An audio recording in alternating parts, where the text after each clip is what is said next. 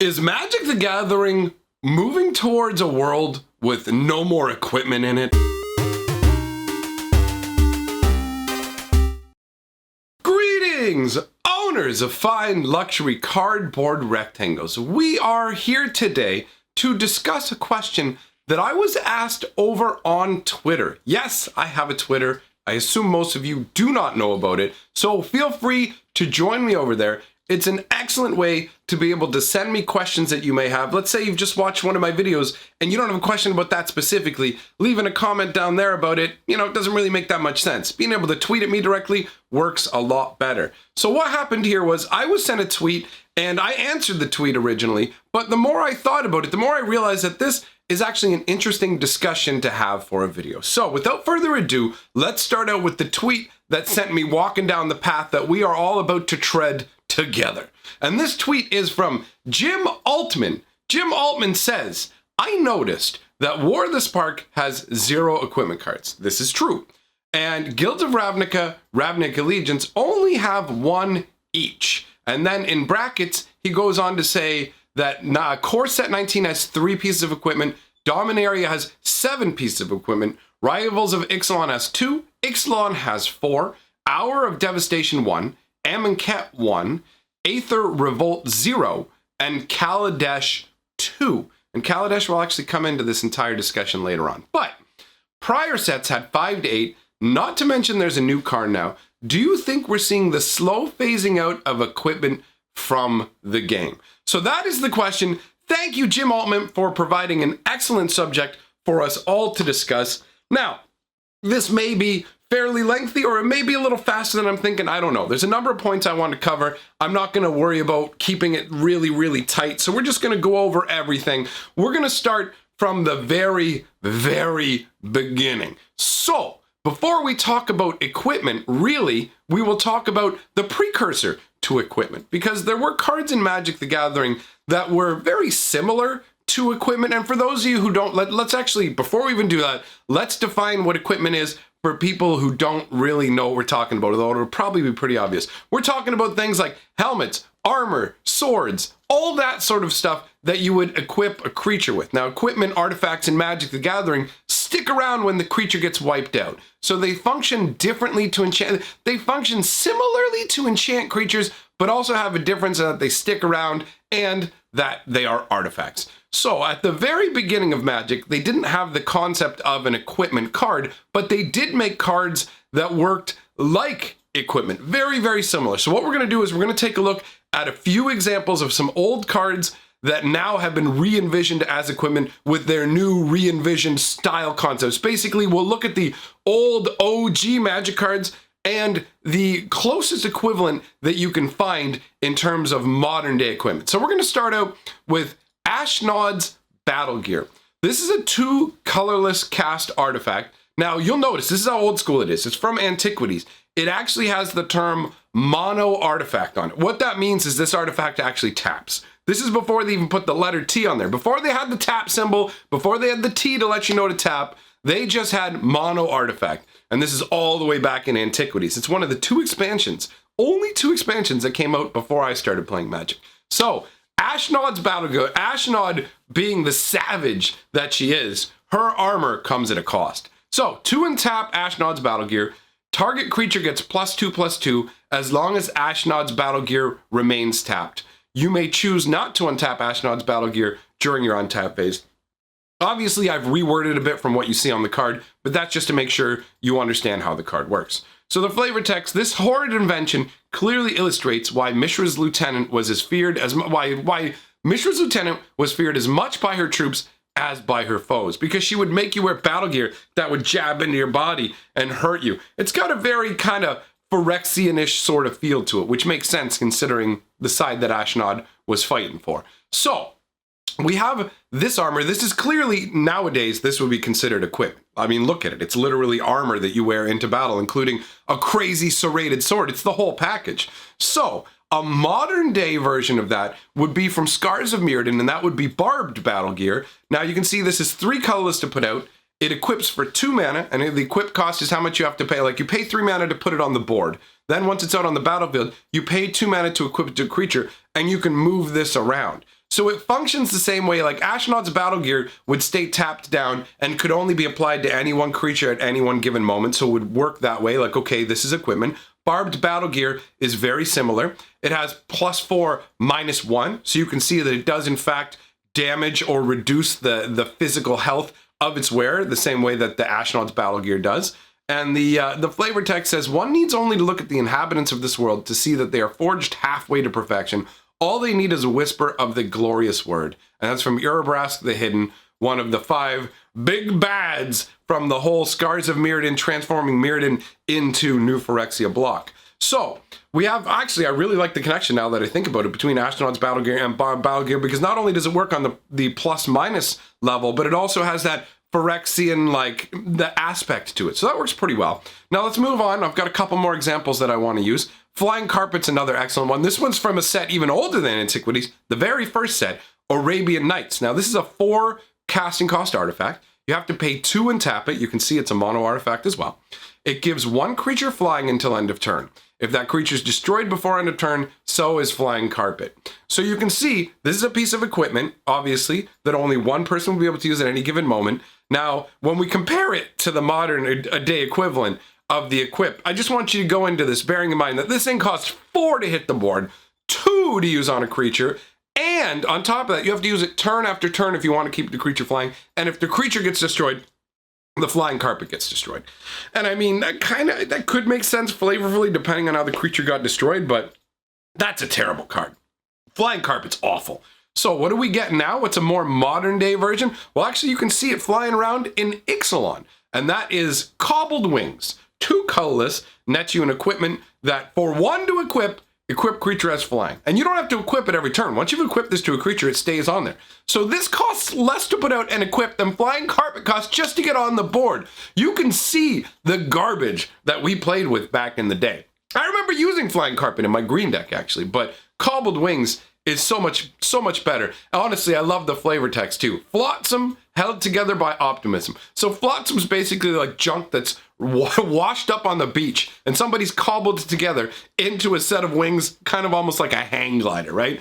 I definitely enjoy the flavor behind that. So you can see there's a massive difference. There's one more that I want to touch on, and that is for a couple of different reasons. Sandals of Abdallah, again, we've got a 4 cast artifact. This one, again, from Antiquities, reaching way back, because why not? It's fun to reach back into Magic's past and look at some of the stuff. It gives me a nice, fuzzy, warm feeling thinking about these old school cards and how dreadful they were. So, Sandals of Abdallah is really similar to the Flying Carpet in a number of ways. They both cost 4 to put out. They both are 2 and tap mono artifacts. This one gives 1 creature Island Walk. And for those of you who are too new school to know what the land walk abilities are, basically, if my creature has Island Walk, if you have an island out, my creature is unblockable. That's what walking does. It makes your creature unblockable. It's an ability they no longer use in Magic the Gathering. I'm not 100% sure why. Is it too OP? Is it not obvious right away what it means? I don't know. I'll have to look into why they have discontinued Land Walk. But anyways,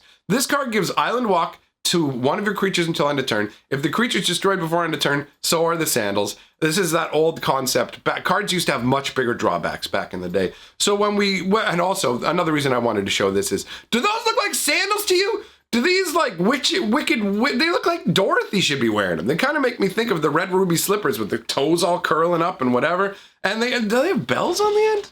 No, they feel like they should have bells on the end. These are some goofy shoes, and they don't feel like sandals to me. I don't know what the definition of sandal is if this counts as a sandal. Now, the modern day equivalent of these is one of the last times we actually see any kind of land walking ability in Magic the Gathering, and that's with Trailblazer's Boots. And this is from the original Zendikar set. 2 colors to put out, and 2 colors to equip. Equipped creature has non-basic land walk, and it explains in the text box. It's unblockable as long as defending player controls a non-basic land. That's not too shabby. All your dual lands, all your lands that tap for different colors, all the way from your measly little gates up to your badass shock lands are all non-basic. So this would make a number of creatures unblockable. The flavor text says it's much easier to list the places they haven't been. So these boots have traveled all over the place. Admittedly, they don't look terribly magical, but at least when it says boots, you see boots in the artwork, so it beats sandals right there. So this is really the origin of equipment. This is really where the equipment started, all the way back from the very first expansion of Magic the Gathering. And I'm sure if you really wanted to try, you could take some stuff from like the alpha block, not alpha block, but alpha set as well, and kind of twist it around. But these were the best examples I could find with pretty much direct comparisons. I like the way these all flow together to give you an idea of before they brought in equipment to now when they have equipment. But we are seeing a decrease. We have seen a decrease in the amount of equipment that we're getting, right? So there's a number of reasons that I think that we are seeing this. One thing you have to bear in mind is one of the most difficult things to design for Wizards of the Coast are colorless cards. That's where we see the most bannings. Historically, in Magic the Gathering, if you were to divide cards up into different color categories, you know, white, black, all these different colors, you know, and then you were to do colorless as well, you will find that the bans usually happen with colorless cards. And the reason for that is colorless cards can go into any deck, right? Any deck at all. Now, equipment obviously needs to be held back because equipment can be used in any deck that's using creatures, and that's most of the decks in Magic. Most decks in Magic do utilize creatures. There is a small percentage that doesn't, but most of the time you're going to face off a deck with creatures. So they have to be careful with equipment, and they've learned this pretty much right from the get-go. How does it go here? Equipment was introduced in the Mirrodin block. So that's where we first saw equipment. They're like, okay, we're going to Artifact World. We're going to bring out this concept of equipment. And I personally really like equipment because the idea of, hey, I have a magical sword. Oh, you get lightning bolted. Your sword's gone too. And it's like, I mean, if it's something like they fall into a crevasse and their sword is lost, it's one thing. But if you just use a spell like destroy target creature through fear, well, why did their sword get destroyed? So with equipment, what happens is the equipment falls on the ground and another creature can pick it up and run into battle with it. So flavorfully, that feels great. But there's a real problem with the fact that this equipment doesn't go away. And you can see it. One of the finest, earliest examples of equipment being a nightmare was Skull Clamp. Guys, Skull Clamp from Darksteel, it's such a dirty card. And partially because Wizards of the Coast screwed up. They made a change to the card pretty much right before releasing. And what they do is they test cards normally. They'll run it through a process and they'll give the card like X number of months to be tested by people internally, and then they'll release the cards. Well, Skull Clamp had a change made late in design. And the change was basically, first of all, I suppose we should cover what Skull Clamp is. It's one colorless casting artifact. It equips for 1 mana. It gives equipped creature +1/-1. And when equipped creature is put into a graveyard, draw 2 cards. So the change that they made was to make it so that it gives +1/-1 instead of not affecting the creature's toughness or increasing the creature's toughness. Honestly, I can't remember if it was a +1/+0 or +1/+1. But either way, they decided to change it to a -1. And that made this card an absolute nightmare because the amount of card draw you could get from this by just basically sacrificing tokens to it, you just make little 1/1 wieners and keep giving them the Skull Clamp and eating them for cards. And it's an incredibly, incredibly efficient way to draw cards. Skull Clamp is a really powerful card. I don't really like the artwork for it. It doesn't really do anything for me. It's a very weird sort of, I guess like they stick like a robot arm on the back of your neck. So for me, this was one that didn't really feel like it fit flavor-wise into Magic the Gathering. But the power level of it is absolutely, absolutely undeniable. And it's kind of funny how it's almost not touching the skull, it's more on the back of the neck. But either way, Skull Clamp was a massive, massive problem. That's not the only time they had problems with artifacts in the -1/-1 in terms of equipment specifically. If you look at Umezawa's Jeet, that was another one where they absolutely screwed up. Actually, Jeet was way more format warping than Skull Clamp, man. Jeet really just, or Jeet, however you like to say it, doesn't matter to me, baby. So let's talk about what the card is before we talk about what a problem it caused. 2 colorless, legendary artifact. So that helped to mitigate to a degree, but still, people would run 4 copies of this. It's just too strong. So whenever equipped creature deals combat damage, put 2 charge counters on the Jeet. Now you can remove a charge counter to do either +2/+2 to the creature who's equipped with the Jeet, give target creature -1/-1 till end of turn, or you gain 2 life. And it's only 2 to equip. And the crazy thing is it gets 2 charge counters every single time it deals combat damage. And not just to a player. You don't have to connect to a player with this. All you have to do is successfully deal damage with the creature that is equipped with the Jite, and you get those counters. And here's the problem. Can you guess what it is? If you had to pick of the 3 abilities, you know, in your head, just decide. Do you think it's the getting to boost up the creature? Do you think it's the -1/-1 to other creatures? Or do you think it's the life gain that made this card a real problem? Well, got your answer? The answer is -1/-1. Being able to remove your opponent's creatures that they hit, you could remove or overpower their creatures. Most of the time you just remove them altogether so you get to hit the other player and keep swinging. And while the counters on this grow, it can take out more and more creatures and give you more and more life. And the -1/-1 ability, yep, same situation as the Skull Clamp. Added very late in design and not tested. Turned out to be incredibly overpowered. You had to be prepared to deal with Jite. When this was legal in Standard, you were going to see it. There was no question about it.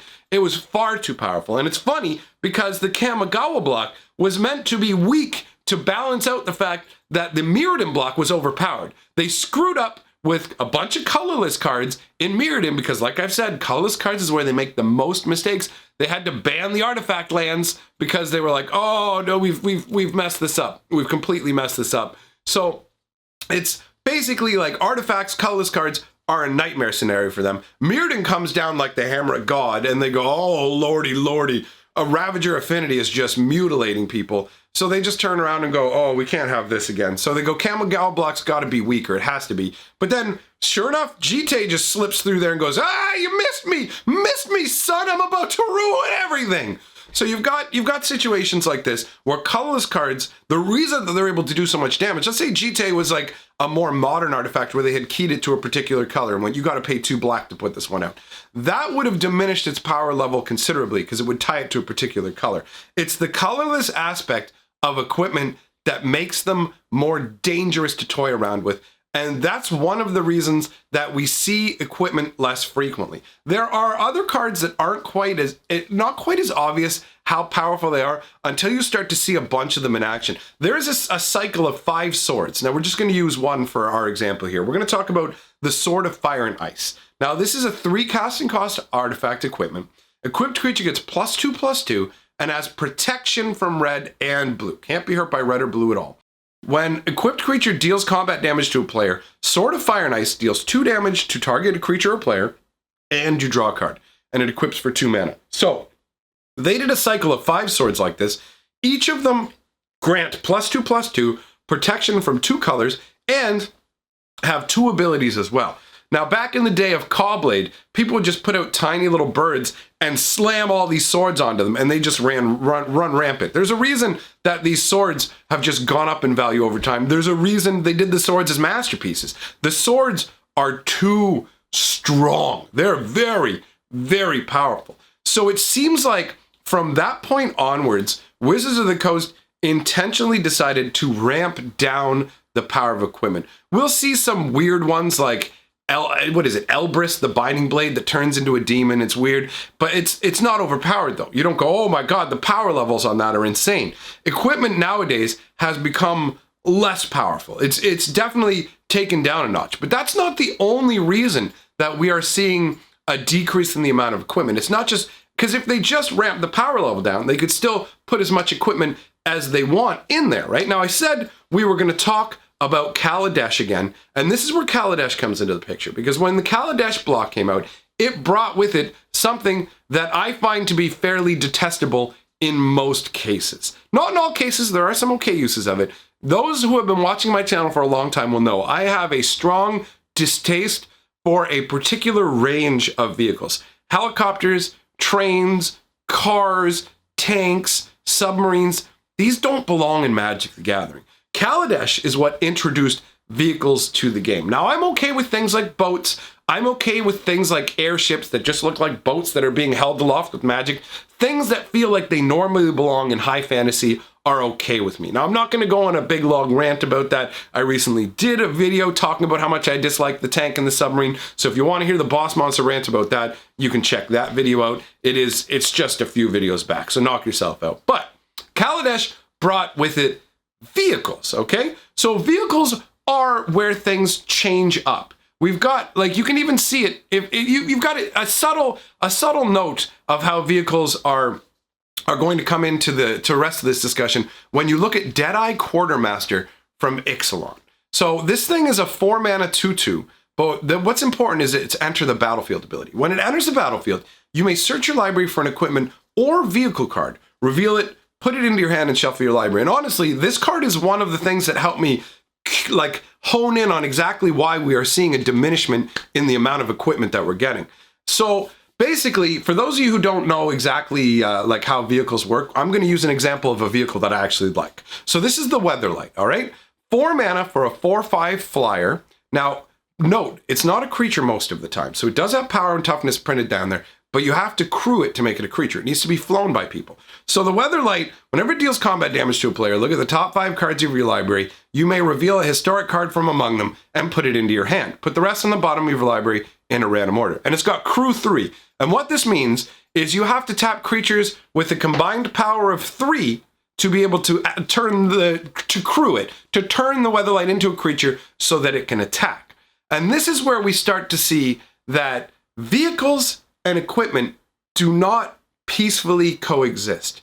They are in competition. I'm really happy for the Eye Quartermaster making it very obvious for me, because I started to look at it. I looked at the question and went, you know what, he's right. We are seeing a number of, like a fewer number of equipments. What's going on? And then I looked at the other cards that mention equipment outside of the equipment themselves, and there are still some. There's an Ooze in Dominaria that destroys equipment on creatures that are blocking it. There is a creature that gets +2/+2 for equipment or auras on it. So we definitely have a situation where there are cards that still care about equipment. So Wizards of the Coast didn't wipe it all out.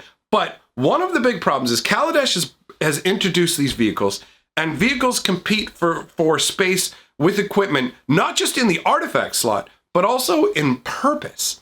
Most equipment that exists in Magic the Gathering is used for attacking purposes. We've seen that with barbed battle gear. I mean, obviously with flying, you want to be able to fly over your opponent's creature with the cobbled wings. When you look at Trailblazer's boots, again, landwalk abilities to be able to attack. Well, what does the Weatherlight do? The Weatherlight deals combat damage, right? It turns into a 4/5. It wants to attack instead of your creatures. So the problem becomes, basically, you've got Jimmy the Barbarian. Now, you can either take Jimmy the Barbarian and shove him into the Weatherlight and go, fly, Jimmy, fly! Or you can go, here you go, Jimmy, here's some barbed battle gear. Go get barbarous on people. Just wreck and smash face.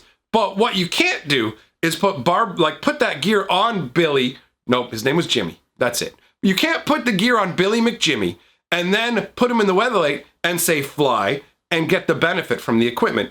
It's an either-or proposition. The equipment becomes essentially obsoleted by the fact that the creature has to tap. So now he's tapped to crew the ship, and he's like, it's really hard to fly in this stupid barbed gear. So as a result, Wizards of the Coast has to choose between, like, how much do we push? How much do we push which way to use your creatures, right? So the more vehicles you see, the fewer equipment that you're going to see, and the more equipment you see, the fewer vehicles you're going to see, because if you have too much, the creatures are being pulled in too many directions, and it gets all muddy and doesn't work. And there's also possible side notes to consider as well, like things like Ugin. The new Ugin reduces the cost of colorless stuff by 2. So if there was a bunch of equipment, you could just put Ugin out and then just go and drop down all of this equipment. So that's not really enough of an argument, but it could be something like when they create something like Ugin, it could be enough that for a period of time it dampens down the amount of both, actually, now that I think about it, vehicles and equipment that they include in the set.